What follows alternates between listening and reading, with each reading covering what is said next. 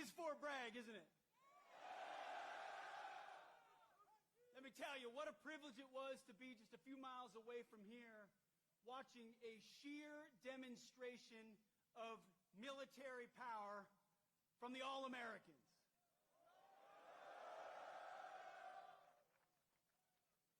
It's incredible. I wish every American could stand in that field and watch 600 paratroopers fall from the sky after preparatory fires and assault on the objective. That's sheer American firepower. But you know what I wish Americans could also see? What I get a chance to see every day, what other members of the cabinet get to see every day, which is our Commander-in-Chief, President Donald Trump, putting America first.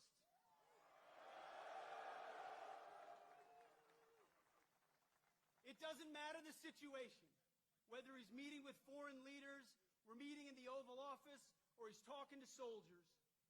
He's the same leader we know and love. He's laser focused on America first, on peace through strength, and on supporting our American warfighters and vets.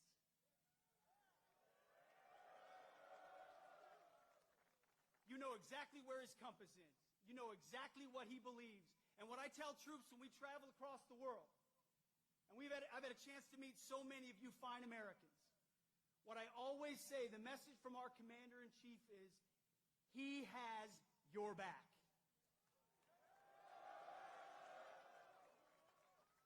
That matters. Let me tell you, I've been, not that long ago, in shoes and boots similar to yours. And when I was going on a mission, or I was about to take part in something that was uncertain, involved complications, the fog of war, all I wanted to know was that my company commander, battalion commander, brigade commander, division commander, and my commander-in-chief had my back when I had to do difficult things on behalf of the nation where politicians in air-conditioned offices don't understand and they want to second-guess. President Donald J. Trump has your back.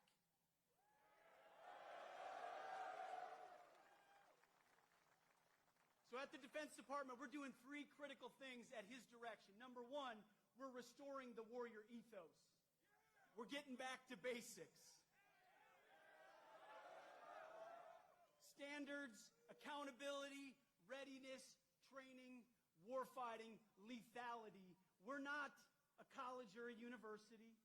We're not interested in your woke garbage and your political correctness.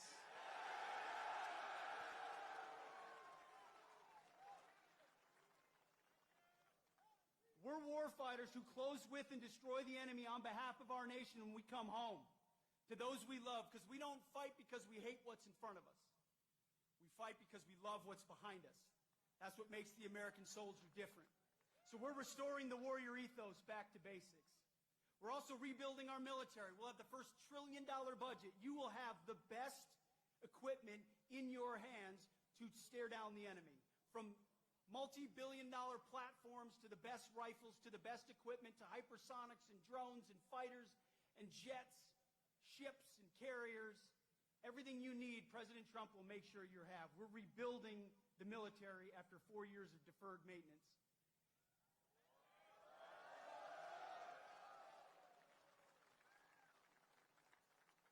And finally, we're reestablishing deterrence. Our allies know that we stand with them, and our adversaries know what we are capable of doing to them so that we can maintain peace through strength. President Trump seeks peace. He wants peace. So do I. So do you. For our families, for our kids and our grandkids. But those who long for peace must prepare for war. And that's something the 82nd Airborne, America's 911, does every single day. So it's an absolute honor to be your 29th Secretary of Defense. You have my pledge that every single day our focus is on you and your mission and having your back. And you're about 1 minute away from hearing from your Commander-in-Chief, President Donald Trump. God bless you and God bless our nation.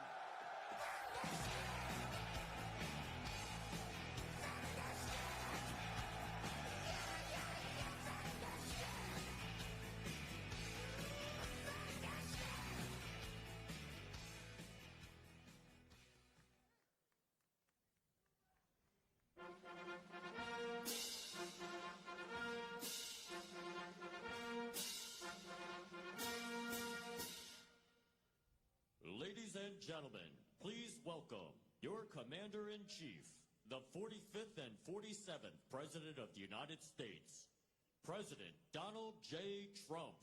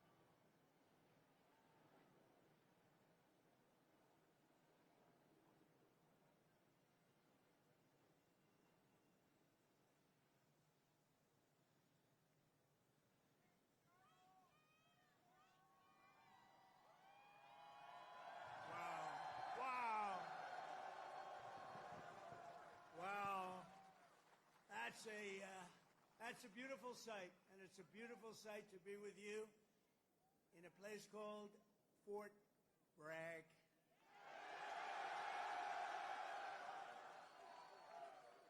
Can you believe they changed that name in the last administration for a little bit? But we'll forget all about that. We're going to forget all about it. I want to just say God bless the U.S. Army and God bless the USA. Great place, great group.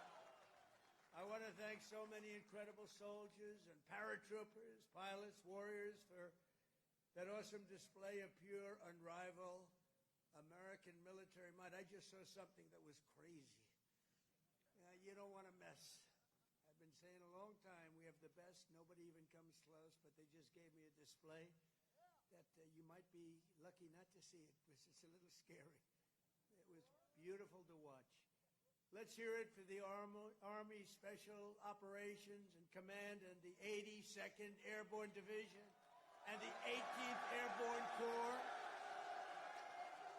What a show it was, and what a show it continues to be. And Saturday is going to be a big day in Washington, D.C. You know, a lot of people say, we don't want to do that. I say, yeah, we do.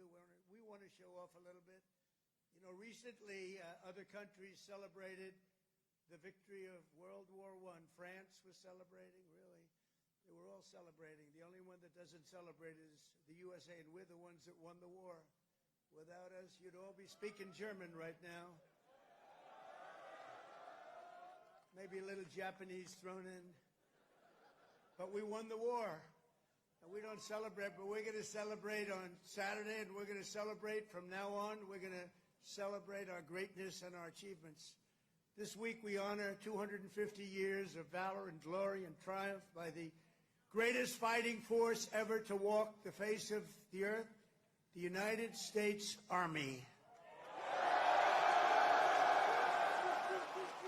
For 2.5 centuries, our soldiers have marched into the raging fires of battle and obliterated America's enemies. There's never been anything like it. There's never been a force like this.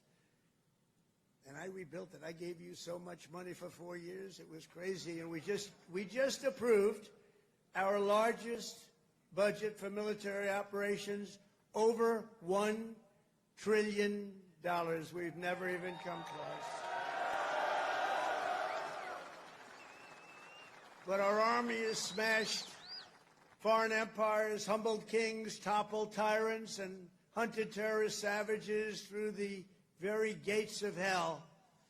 Our soldiers do not rest until they win. You know that better than anybody. From June 1775 to June 2025, those foolish enough to challenge America's army have been met with unyielding strength, unbreakable spirit, and unstoppable, overwhelming force.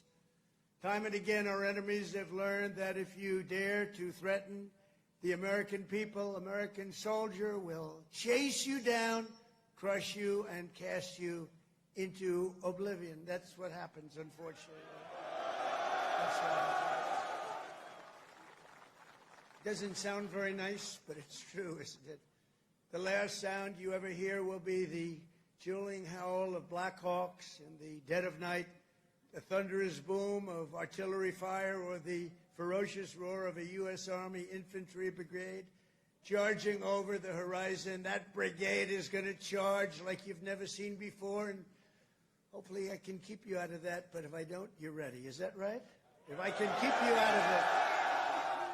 If I keep you out of it, that's okay, but if we need it, you're ready. You know, it's called peace through strength, isn't it? Peace through strength. For our adversaries, there's no greater fear than the United States Army. They all fear us, and we have the greatest force anywhere on earth. You know, you read different stories that others are building and building and building. We have a force like no other. They said it would take 5 years to defeat ISIS. We did it in 4 weeks. 4 weeks. We let him go. Unlike other of your leaders, I let him go. And we had General Raisin Kane, who's now the head of the Joint Chiefs of Staff, because I liked him. He was a warrior. He was a great warrior. And now he's been rewarded for his incredible work. But they said it would take 5 years, and we did it in 4 weeks. Someday I'm going to ask him to explain that one to me. But it was the television generals that said that. The real generals got out and fought, and nobody fought like them ever. But for the American people, there's no greater pride, because you are the righteous sword of American justice and the ultimate shield of American freedom. This week we remember that we only have a country because we first had an army. The army was first. In fact, the army was even before the country. You know that, right? 1 year before the country. After 250 years, we still proudly declare that we are free because you are strong. You are so strong. We're safe because you are brave, and America's flag will never fall because America's army will never, ever fail. Never going to fail. Every branch of the armed forces has played a critical role in protecting our nation, but no one has done more fighting, bleeding, and winning than the U.S. Army. Nobody's done that. The Army has earned more combat medals and more battle ribbons than any other service, and 70% of all of the medals of honor we give away medals of honor all the time at the White House to incredibly brave people, but you have 70% of them, Army soldiers, and especially our Army paratroopers, truly go all the way. You know that expression, all the way. It's one of your beautiful expressions.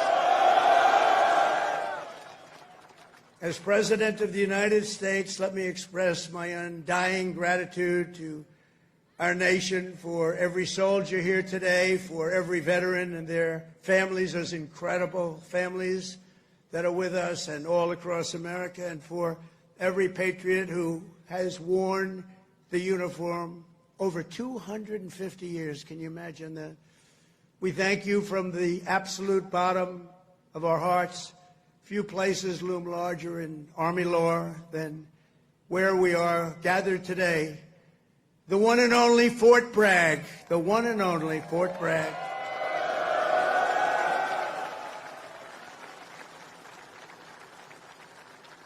But remember, it was only that little brief moment that it wasn't called Fort Bragg. It was by the Biden administration, not Trump.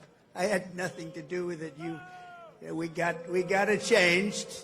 We said, I came here numerous times, and everybody, they kept saying Fort Bragg, Fort Bragg. I said, it's not the name, but then I was making a speech. I said, what do you think I should call this place? Call it Fort Bragg. I said, Fort Bragg, how you doing? We won a lot of battles from this place, and that's the way it is. It wasn't even close. When Pete and some of the generals came to see me, I said, not even close, not even close. This is the home of the Green Berets, the Sky Dragons, and the all-American 82nd Airborne. We know what 82nd Airborne Division. This is where the GIs who won the Second World War learned to pack their parachutes and push howitzers and go right into those C-47s with lots of arms and push them right out those big, beautiful doors and wield their bayonets and pry the enemy from the hedgerows of the French countryside. France needed us badly. We were there. A lot of people needed us badly. They still do, maybe worse than ever. It was here in the soil that the Army forged the medal that held strong at Bastogne. It was here the mighty paratroopers earned their wings before they rained down death from above to liberate Sicily, Normandy, and even the Netherlands. That's right. We saved the Netherlands. Every inch of this base is steeped in the legacy of those warriors who have said with pride, "Sir, I trained at Fort Bragg, sir." That was pretty cool. And that is why we restored the historic name of this very, very special place. I don't know if it could be the same place. Fort Bragg is in. That's the name. And Fort Bragg, it shall always remain. That's never going to be happening again.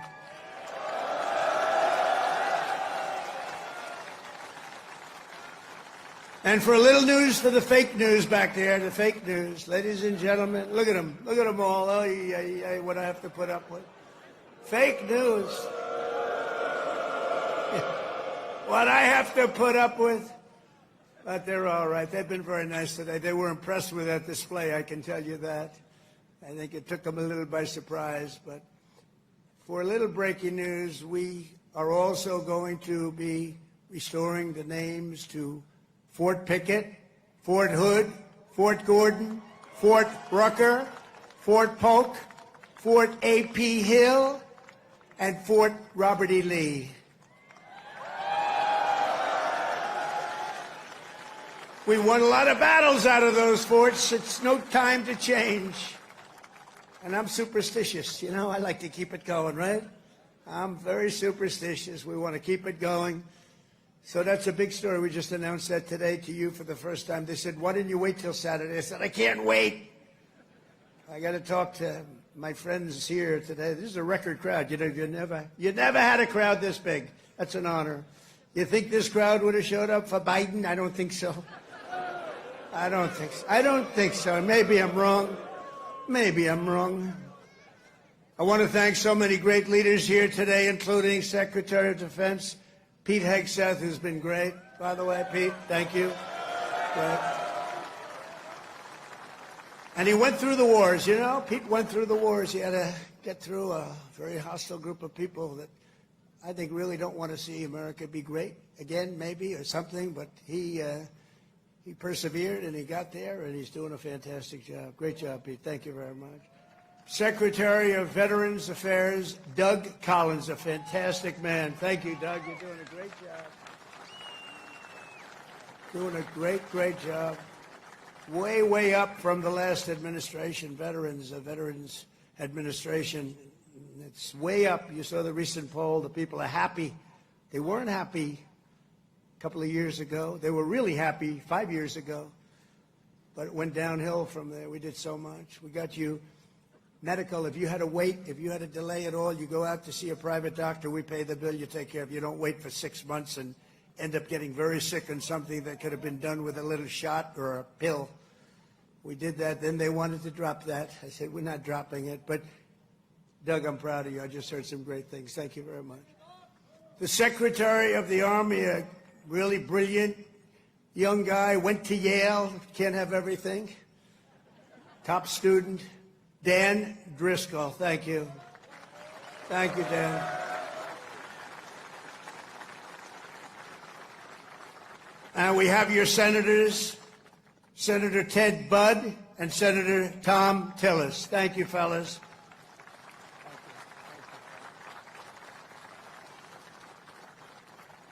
Congressman Richard Hudson, Pat Harrigan. Where's Pat? Pat? Good, Pat. You're doing great. You guys are amazing. And we have the big brass, General Andrew Pappas. General, thank you. Thank you, General. Doing a great job. General John Braja. John, thank you. Great job. Thank you for today, John. General Greg Anderson.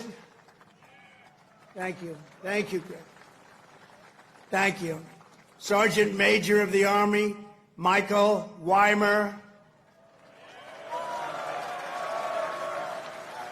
And before going further, I want to say a few words about the situation in Los Angeles, California. Have you heard of the place?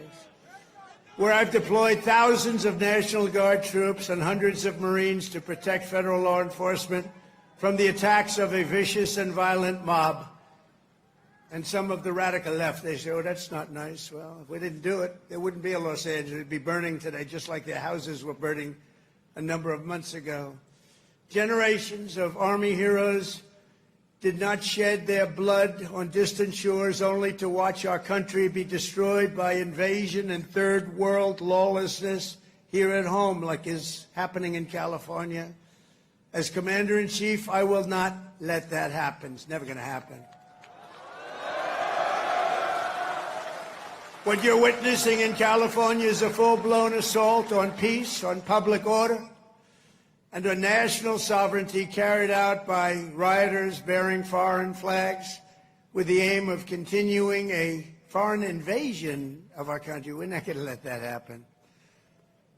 Remember, millions of people were allowed to come into our country totally unchecked and unvetted by stupid people or radical left people or sick people. But regardless, open border policy, the dumbest policy yet, I would say even dumber than men playing in women's sports, transgender for everyone. Even dumber than that, they're hurling bricks and cinder blocks at law enforcement. Did you see they're breaking up the sidewalks and the curbs, breaking it up with big, strong hammers? These guys are professionals. These are not amateurs. They're breaking it up because they took the bricks away from them. They came in with bricks, red bricks, that they could throw at our military and at the police in L.A., who are very good, but they weren't aggressive like our soldiers. Our soldiers really were aggressive, but they all worked together. But they came in with bricks, they were taken away, and they had hammers. Oh, wow, how did that happen? And they're pounding the sidewalk. I said, what the hell is he doing? And he's breaking it up and making it into concrete bombs in a way, and they're dropping them on our military. They're throwing them at our military. Pretty good arms they had, too. Hits guys right in the face. Big chunk of concrete, worse than a brick. They're taking them up to the bridges and they're dropping them in the cars that are going by. These are animals. But they proudly carry the flags of other countries, but they don't carry the American flag. They only burn it. Did you see a lot of the flags being burned? They weren't being burned by people from our country or from people that love our country. People that burn the American flag should go to jail for 1 year. That's what they should be doing. 1 year. And we'll see if we can get that done. We're going to try and get that done. We're working with some of your senators. I know Senator Josh Hawley is very much involved. And I know the two senators from here. I think you guys, are you guys in favor of it? Boy, would this be a bad time for them to say no. I got you. I got those 2 votes. The agitators are throwing firebombs, Molotov cocktails, lighting vehicles ablaze. You saw the cars that were burning, mobbing police officers and ICE officers who are the toughest people you'll ever meet, and they love our country, and they're getting really they want to stomp on them, but they're too tough. They don't allow it. And attempting to infiltrate and occupy federal buildings wearing armor and face shields. The best money can buy, somebody's financing it. We're going to find out through Pam Bondi and Department of Justice who it is. They're already on it. Who's financing all this equipment? Very professional. Under the Trump administration, this anarchy will not stand. We will not allow federal agents to be attacked, and we will not allow an American city to be invaded and conquered by a foreign enemy. And that's what they are. A lot of those people were let in here by the Biden administration. They just poured right in. They came from prisons. They came from jails from all over the world. They came from mental institutions. They were the leaders of gangs. They were drug lords allowed to come into our country. Their countries threw them out. Their countries would bus them or drive them right to our border and say, go in there. You ever come back, we're going to kill you. And we got them, and we're getting them out of here. I want to applaud the courage and the strength of the incredible troops who are right now standing guard to protect federal property and personnel and uphold the supremacy of federal law. That's what they're doing. They're protecting our ICE agents. They're protecting the police in Los Angeles. The head of the police in Los Angeles, a good man, I hear a good man, but he was actually saying we really did need this help.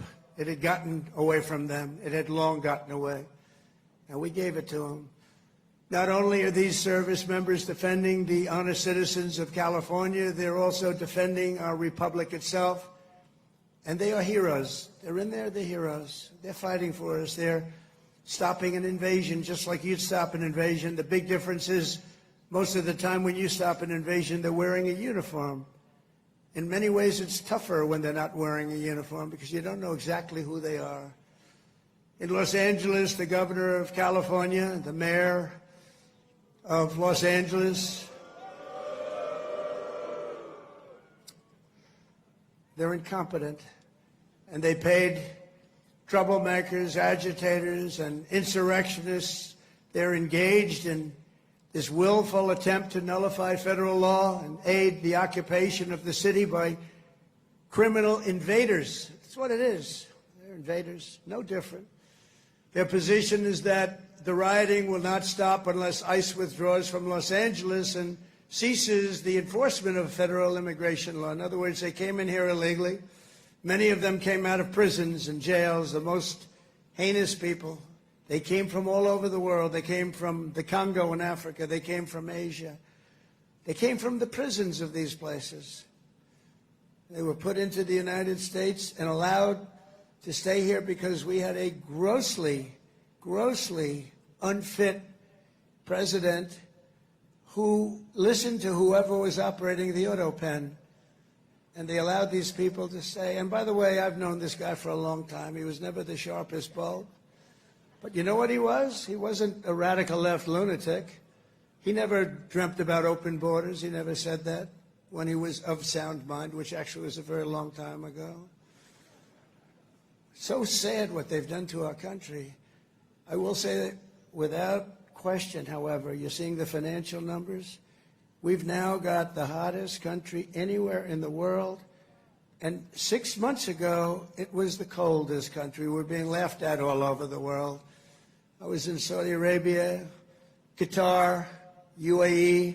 We brought back $5.1 trillion into our country, and all three leaders, they're great leaders, all three said, you know, you are presiding over the hottest country anywhere in the world.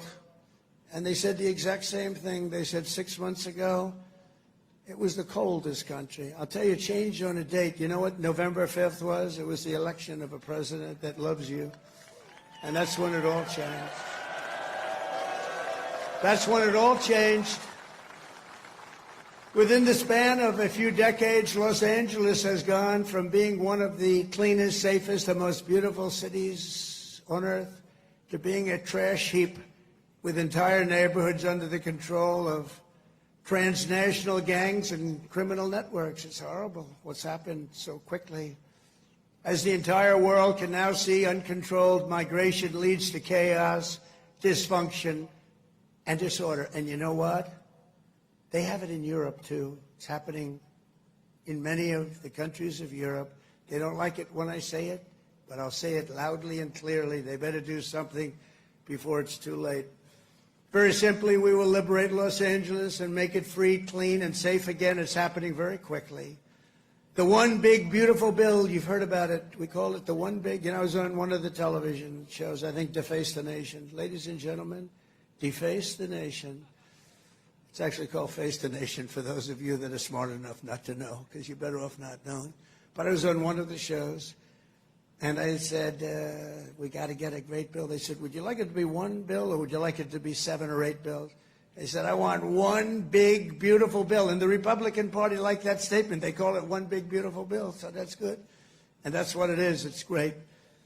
And it's currently before Congress. It provides all necessary funding for ICE, for Border Patrol, and for the Department of Defense. And I told you, at a level that we've never had before, over $1 trillion. We better get that bill approved. Otherwise, your helicopters and your planes and your equipment's going to start to look a little bit old, General. You better push your favorite congressman. You better push these 2 senators. I think they're in good shape, however.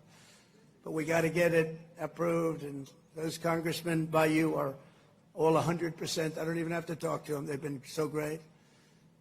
So I want to sign this into law immediately. And with the signing, so many great things will happen to our country. No tax on tips.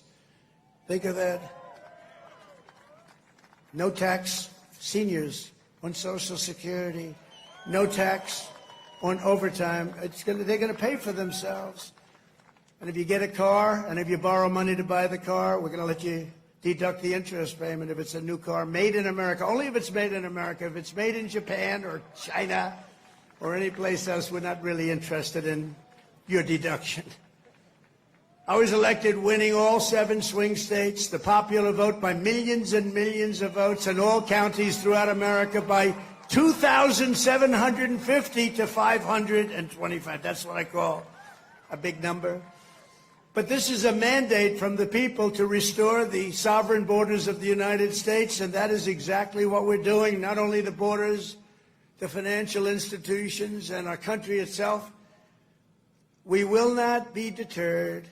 And the mob in Los Angeles or anyone else, anywhere else, will not succeed. They don't even have a little chance. And I will be calling you early as I see this happening because, in theory, I guess you could say a governor could call, but they don't call. They let their city burn, like in Minneapolis with this guy who ran for vice president against J.D. That was a good debate, J.D. against this guy. Remember how bad he was? That was one of the, I said, J.D., there's never been a man like you're competing against. This is the worst. I think he's running for president, too. Can you believe it? But he's a radical left lunatic. And I'll never forget, in Minnesota, that city was burning down. Minneapolis was burning down. It was going to burn to the ground, and he wouldn't call the guard. And I waited for a long time, and I called the guard, and I saved it. But I wish I would have called it the first day. And I said, if this ever happens again, because I was thinking about running because the election was rigged and stolen, we all know it. They said, we're going to run again, and if I win, which I hope, remember, we're going to make it too big to rig. But we did. We won by millions and millions of votes. So beautiful to watch. That was such a beautiful 9:02 in the evening. He said, "Ladies and gentlemen, Donald Trump is projected to be the winner." I said, "Well, you think that was easy? I don't think these ladies from North Carolina think it was easy. You know, they followed me. I don't know what happened to their husbands. They're married to very nice people. But they've been to, 138 rallies. They said more. And they're from North Carolina. It's nice that we have one nearby finally, right? They go all over the country. I don't know what the hell's going on, but they're great. They're North Carolina, beautiful, wonderful woman, and we appreciate it. Like 130 rallies or some crazy number. Are your husbands satisfied with that? Are they okay? Oh, here he is. He showed up. One of them showed up. That's great. Congratulations. Great women, actually. The great patriots. We will use every asset at our disposal to quell the violence and restore law and order right away. We're not going to wait 7 days and 8 days and wait for a governor that's never going to call and watch cities burn.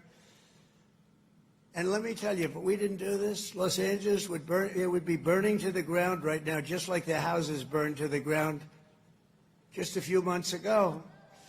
And the only flag that will wave triumphant over the streets of Los Angeles is the American flag. So help me God. The American flag is the one that's going to wave triumphantly over the streets.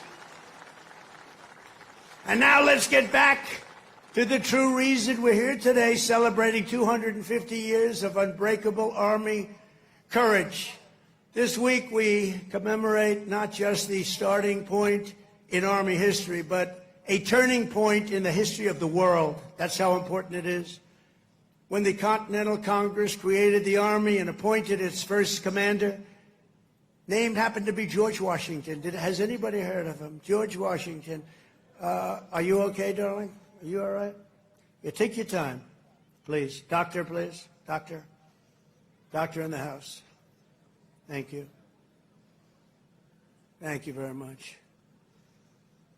These are great people. They've been waiting here a long time, General, so, you know, we want to give them all the time they need, right? Thank you very much.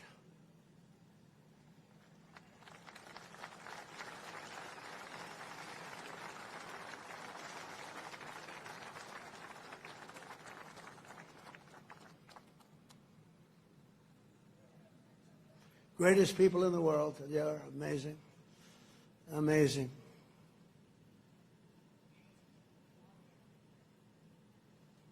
Oh, good. Thank you very much.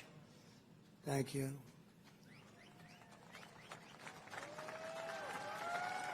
Okay, honey. Thank you. Beautiful young person. Beautiful young person. We have a lot of young people. You know, they have. We won young people, old people, and everything in between. It's sort of nice. Remember they used to say, but Trump doesn't have the young people. We won everything. Thank you very much, Doctor. Great job. When the Continental Congress created the Army and appointed its first commander, General George Washington, they sent the fierce spirit of a free nation into battle under a rallying cry that echoes to this day. Give me liberty or give me death. Have you heard of it? Quite a beautiful statement. Think of what that means. Give me liberty or give me death. I know exactly what that means. Just 3 days after the birth of the Army, the great patriot, founding father, Dr. Joseph Warren, was on the front lines as they soldiers stood totally outnumbered and outgunned at Bunker Hill. They had a group of soldiers against them that was supposed to be, in that day, unbeatable. Warren's mother had begged him, son, please don't do it. She said, please, please don't do it. Don't risk your life for even the patriot cause, please. And he replied, wherever danger is, dear mother, there your son will be. I will either set my country free or shed my last drop of blood to make us so. So beautiful. So the words are so beautiful. At Bunker Hill, Warren kept his vow, fighting and fighting and fighting and loving his country until he fell, drenched in blood, and gave his life at the very young age of 34. Exactly 250 years later, we are joined by Dr. Warren's great-great-great-great-great-grandson, and it's 7 generations down, and now an Iraq war veteran, retired Army specialist, Scott Warren, is here with his daughter, Sergeant E5 Carrington Sanders of Fort Irwin. I want to just, where are you? Where would you be in this big crowd? Thank you very much. What an honor. What an honor.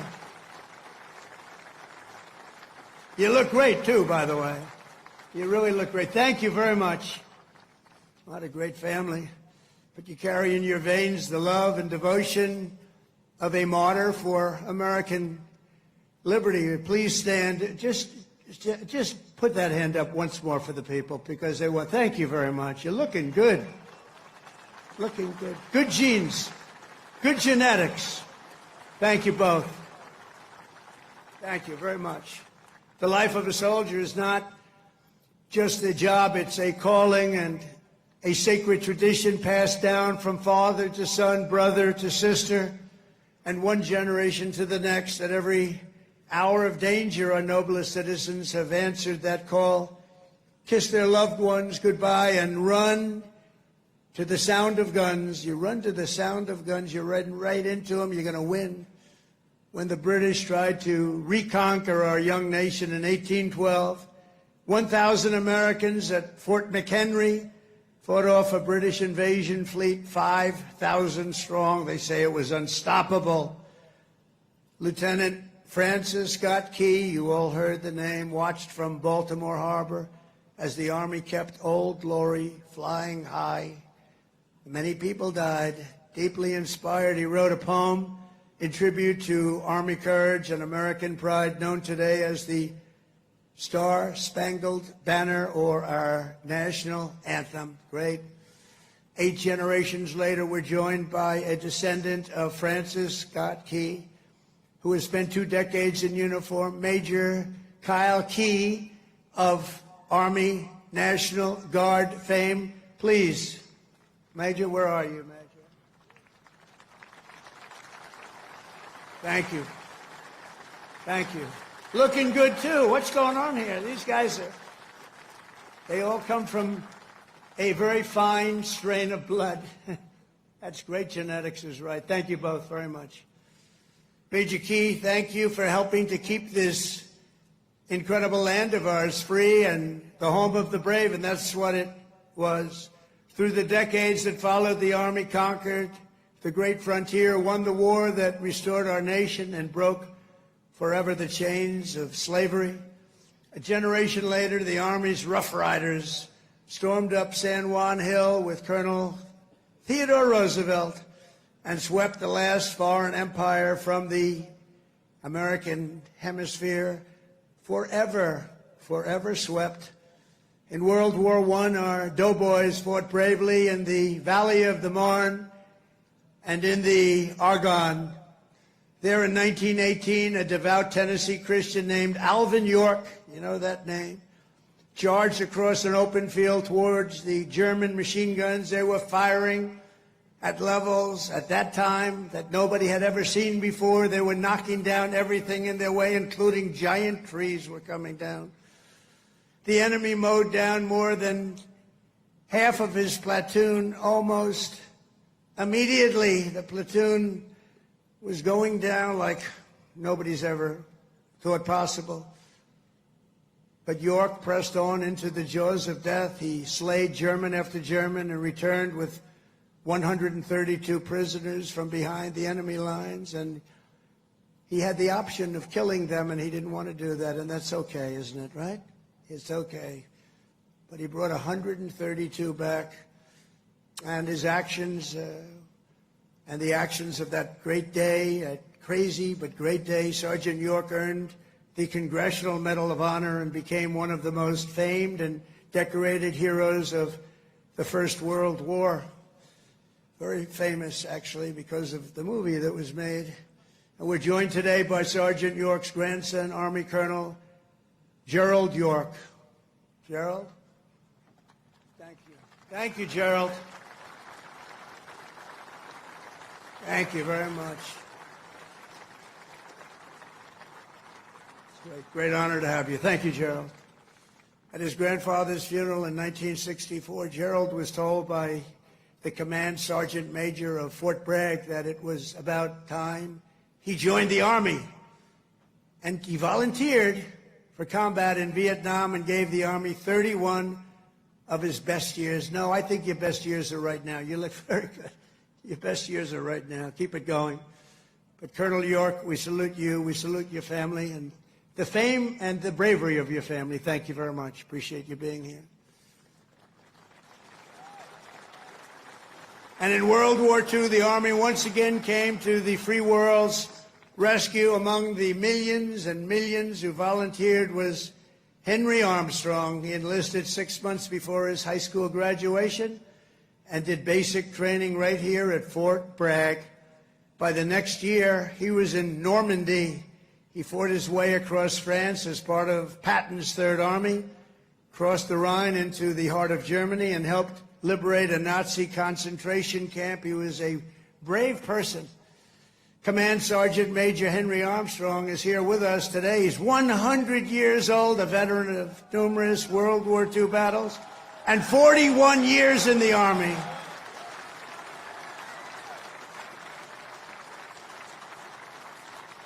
Thank you. Wow. These are great, amazing people. Thank you very much. Great. Thank you very much. He's joined by his grandson, Army Major Dennis Armstrong.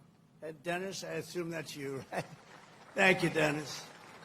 And Dennis's wife, Captain Shelley Armstrong. They love the military, and they love our country. Thank you very much, Shelley. Thank you very much. Appreciate it. And their son, Tanner. Where's Tanner? Let me see. Oh, he looks good, too. They all look good. Tanner might look the best, actually. Thank you very much. Who's an active duty staff sergeant in the 82nd Airborne right here in Fort Bragg. He could right now run for office, I think. He's very popular. In Korea, our warriors held the front line in the battle against communism and liberated millions and millions into the light of freedom. To Vietnam, we sent some of the toughest men who ever wore Army boots and olive drab. One of them was Joe Marm of Pennsylvania. He was 23 years old when his platoon was ordered to rescue soldiers surrounded by the enemy in the Battle of Ia Drang. Lieutenant Marm charged into heavy fire, killing 4 enemy soldiers in the brush before sprinting across 40 yards of open field. His teammates could not believe he was doing it, actually, they said. He then tossed a grenade that killed 8 Viet Cong gunners, plunged into the trenches, and killed still more before being shot in the jaw, badly in the jaw. He successfully cleared the way for his men to save their stranded comrades, and frankly, for his men to save their own lives. He was unbelievable. For his exceptional bravery, Lieutenant Marm received the Congressional Medal of Honor and retired as an Army colonel after 30 years of service. Colonel Marm is here today with his 2 sons, Will and Walter, both Army Rangers. What a great family legacy. Please stand up.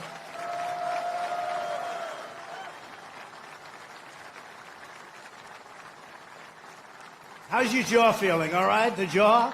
It's all right? Looks pretty good. I wish mine looked that good. It's very good. Thank you very much. Great family. Appreciate it. Real heroes.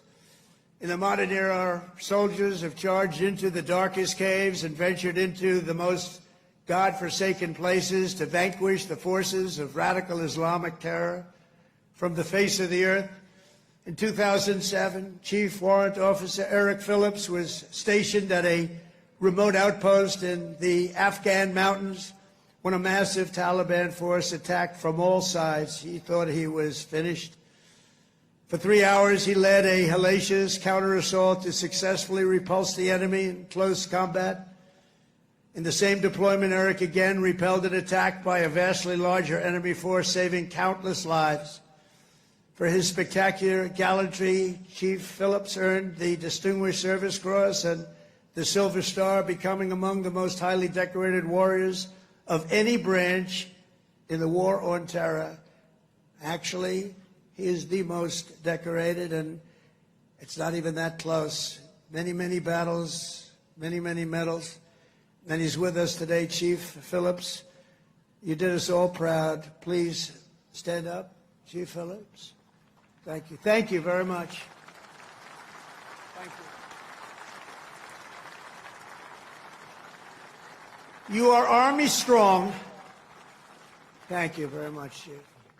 From the American Revolution until today, the story of the Army is the tale of an unbroken chain of American patriots who gave all they had for this country. It is the saga of epic men like Washington and Jackson, Grant and Custer, Pershing and Eisenhower, Patton and MacArthur, Wild Bill Donovan, and the great General William Yarborough, father of the Green Berets. You know that, the Green Berets? You know that? William Yarborough.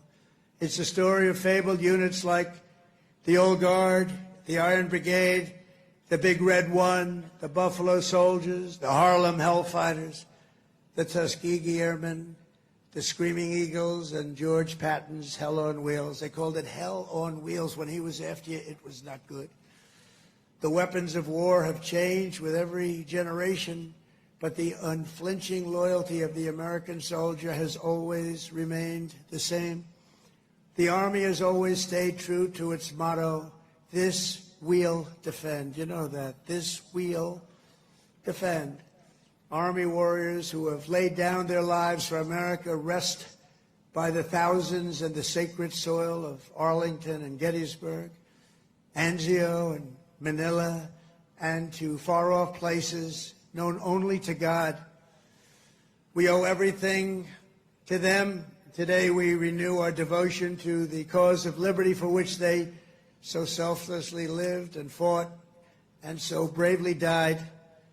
There could be no greater tribute to their memory than to prepare the Army to dominate America's enemies for the next 250 years and more than that.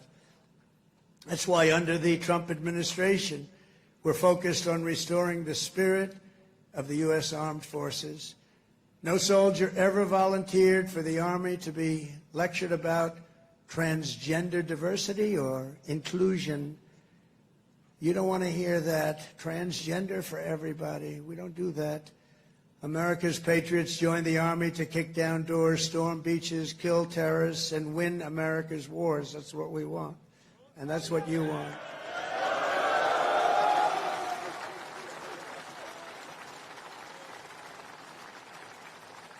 And to that end, we're making that record investment, but not only in the Army, in the other forces also, because you work together as a team. And we're including in that and across the board. Now, you don't have to take this if you don't want. You could be great patriots, say, I don't want to raise. I will not accept it. Let it go back into our country. Let's give it to Gavin Newsom so he can waste it in Los Angeles. No, we don't want to do that, but we're giving you across the board raise for every single service member in the U.S. Armed Forces. We're giving you across the board, and you deserve it. You know, we spend so much money on things that we shouldn't be spending it on, but I think those days are stopping, Mr. Senators and Congressmen that are with us. As part of our one big, beautiful bill, we are also investing over $1 billion to update your on-base housing, and we're building a state-of-the-art missile defense shield to protect our homeland, and it's called the Golden Dome. It's going to be all made in America. We've done it for others. We're now doing it, about time, right? We're doing it for ourselves. After years of recruiting shortfalls, this is, to me, maybe the most exciting things. We're setting the strongest peacetime recruiting records ever. Just think of this.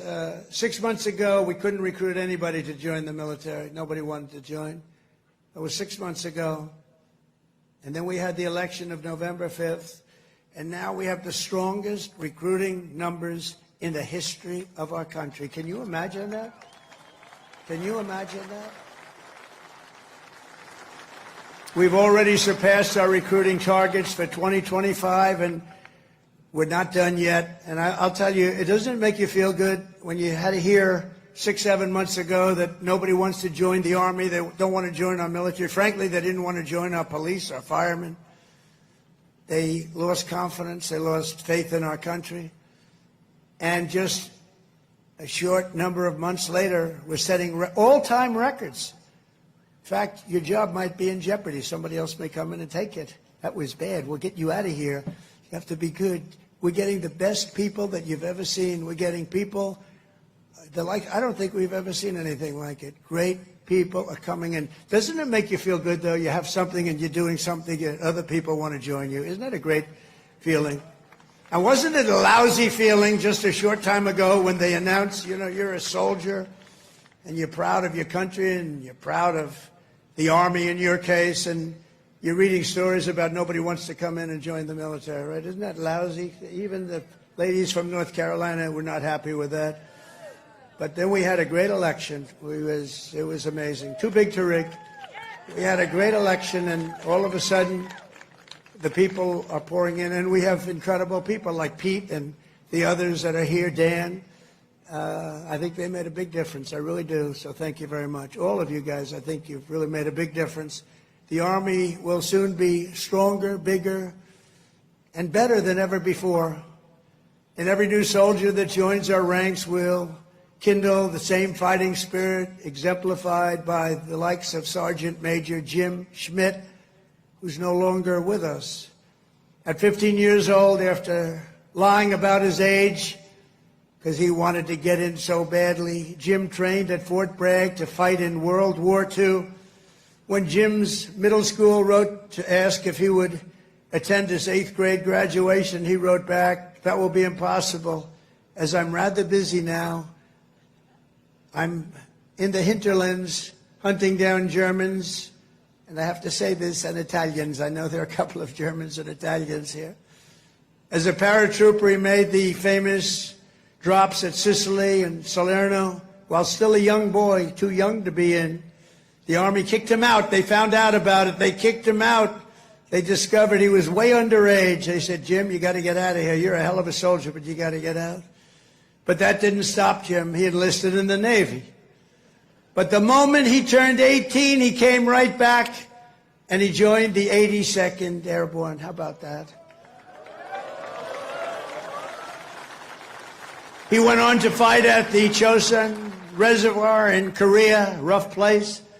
Saw combat in Vietnam and ended his career right back at Fort Bragg, having earned 2 Silver Stars, 3 Bronze Stars, and 2 Purple Hearts. With us today is Jim's widow, Peggy, and their beloved grandson, Army Specialist Christian Forbes, who is currently deployed at our southern border defending our country from an invasion. Whether we like it or not, it's an invasion. But I don't know if you've heard, the invasion was 99.9% stopped. Do you hear that? 99? Could even be more at 99.999% stopped. That invasion is stopped, so I think he's in good shape. Specialist Forbes, I want to thank you for defending America, and you've obviously done a good job because that invasion has been stopped, and we appreciate you being here. Thank you, wherever you may be. Thank you very much. Thank you very much. Great. We stopped that sucker, didn't we, huh? We stopped it. Thank you very much. Each and every one of you here today carries in your souls the love, strength, and courage of millions upon millions of Army patriots who came before you. Your uniforms bear the same stars and stripes that our ancestors carried to victory at Yorktown, across the Great Plains, and over our Rockies, up the Missionary Ridge, down through the streets of Paris. That's right, we went down the streets of Paris.